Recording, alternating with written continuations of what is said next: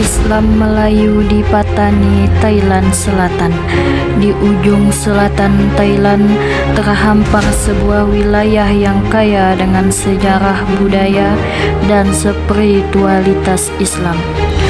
Patani bersama wilayah sekitarnya seperti Yala dan Narathiwat.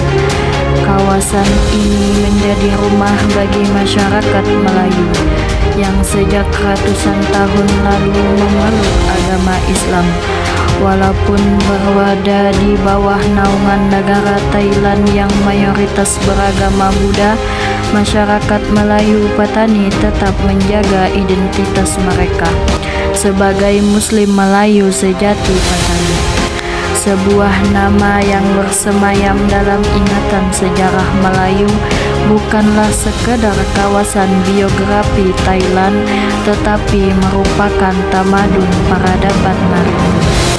Islam yang gemilang kisah Islamisasi di sini terjalin rapat dengan jaringan perdagangan antara bangsa dan kebangkitan kuasa politik baru di semenanjung tanah Melayu. Masuknya Islam ke Patani berawal pada sekitar abad 13 hingga ke-14 Masehi. Pada masa itu, kawasan ini merupakan bagian dari dunia Melayu yang luas terhubung dengan kerajaan-kerajaan Islam di semenanjung Malaya dan Nusantara. Para pedagang Arab Persia dan Gujarat singgah di pelabuhan Patani. Dalam perjalanan mereka menuju Indonesia dan Cina, dari merekalah benih-benih Islam mulai disebarkan melalui perdagangan, pernikahan, dan dakwah. Salah satu raja Melayu Patani dikisahkan memeluk agama Islam setelah berinteraksi dengan para ulama dan pedagang Muslim. Setelah itu, Islam dijadikan agama resmi di kerajaan, dan Patani pun tumbuh menjadi pusat dakwah, perdagangan, dan ilmu pengetahuan Islam di kawasan utara. Semenanjung Malaya pada abad ke-16 hingga ke-18, kerajaan Islam Patani mencapai masa kemasannya. Kota Patani terkenal sebagai tempat terkumpulnya para ulama dan cendekiawan Melayu. Disinilah berkembang lembaga-lembaga pendidikan Islam tradisional seperti pondok dan madrasah, yang menjadi cikal bakal sistem pendidikan Islam di Thailand Selatan. Hingga hari ini, Patani merupakan salah satu pusat tamadun maritim Islam terpenting di dunia Melayu yang berakar dari kerajaan kuno. Langka Suka terletak di pesisir timur semenanjung tanah Melayu. Kedudukan strateginya menjadi Patani sebagai pelabuhan utama yang menghubungkan pedagang dari Arab, Persia, Hindia, Cina, dan seluruh kepulauan Melayu.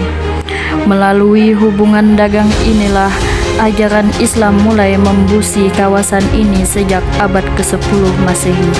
Para sufi dan pedagang Muslim berperan besar dalam penyebaran Islam dengan pendekatan damai, akhlak mulia, dan kejujuran dalam berniaga dakwah mereka yang lembut dan disertai nilai-nilai tasawuf yang membuat masyarakat setempat mudah menerima Islam.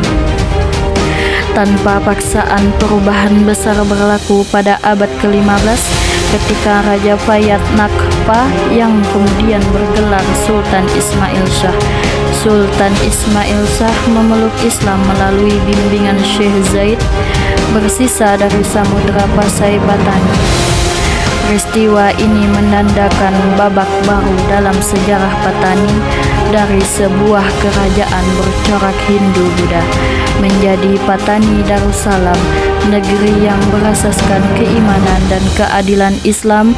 Sejak itu, Islam bukan hanya menjadi pegangan spiritual, tetapi juga dasar politik, hukum, dan kebudayaan. Hubungan Patani, Samudra Pasai, dan Malaka semakin mengokohkan jaringan Islam di Nusantara, terutama melalui pengalaman mazhab Syafi'i yang menjadi asas fikih di wilayah ini. Kepuncakan kejayaan Patani terjadi pada abad ke-16 hingga ke-18 Masehi, yang sering disebut sebagai zaman keemasan Patani. Pada masa ini, negeri tersebut perintah oleh 4 ratu terkenal yang digelar Ratu Hijau, Ratu Biru, Ratu Ungu, dan Ratu Kuning. Mereka bukan saja mempertahankan kedaulatan Patani daripada tekanan Syam dan kuasa Eropa, tetapi juga memperkokoh sistem pendidikan Islam melalui penubuhan pondok-pondok pengajian. Institusi pondok ini berkembang menjadi pusat Islam yang disegani, melahirkan ramai ulama besar yang menyebarkan Islam ke seluruh Nusantara. Antara tokoh terkemuka ialah Syekh Daud bin Abdul Al-Patani 1769 sampai 1847 Masehi, seorang ulama besar yang diakui sebagai bapak kitab Jawi. Karya-karyanya yang meliputi bidang fikih, tauhid, dan tasawuf. Bidang fikih, tauhid, dan tasawuf menjadi rujukan utama di dunia Islam melalui selama berabad-abad. Bahkan dia pernah menjadi guru di Mekah. Patani pada masa itu dianggap sebagai Mekah kedua karena kemasyhuran keilmuannya dan peranan ulama-ulamanya dalam menyebarkan ajaran Islam. Walaupun pada tahun 1902 Patani jatuh di bawah kawasan kerajaan Syam, semangat dan identitas Islam Melayu tidak pernah padam. Masyarakat Patani terus mempertahankan bahasa Melayu Jawi, adat Islam, dan sistem pendidikan pondok sebagai lambang jati diri mereka. Sejarah pengislaman Sultan Ismail Shah dan kejayaan para ulama menjadi sumber kekuatan moral yang membentuk perbedaan jelas antara masyarakat Muslim Patani dengan majoriti Buddha dan Thailand. Ini warisan Islam Patani tetap hidup dalam perjuangan ilmu dan budaya masyarakat Patani Darussalam.